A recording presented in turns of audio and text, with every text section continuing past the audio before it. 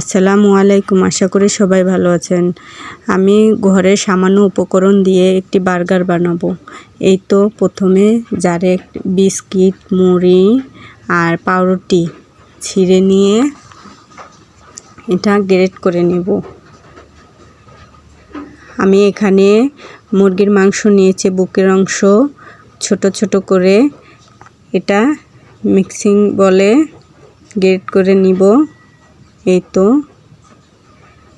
এভাবে করে নেব। পাত্রে একটা বাটিতে এগুলো নিয়ে কাঁচামরিচ, পেঁয়াজ কুচি দিয়ে এখানে আদা রসুন পেস্ট, সামান্য আদা রসুন পেস্ট দেব,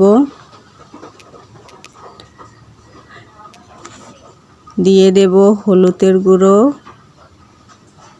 দিয়ে দেব আমি এখানে দিয়ে দিচ্ছি নুডলসের মশলা, লবণ স্বাদ মতন, দিয়ে দেব হলুদের গুঁড়ো, মরিচের গুঁড়ো, আগে ফাঁকি করে রেখেছি ওইগুলো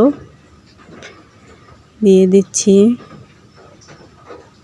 জিরার গুঁড়ো, সামান্য তেল দিয়ে এটা ভালোভাবে মুথে নেব। ভালোভাবে মেখে এ তো এরকম করে আঠালোভাবে করে নেব।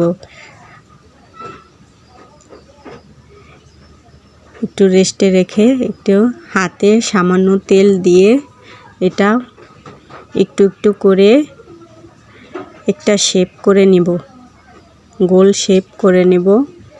এই তো গোল শেপ করে নিয়ে রেখে দিলাম। চলে আসলাম চুলায়।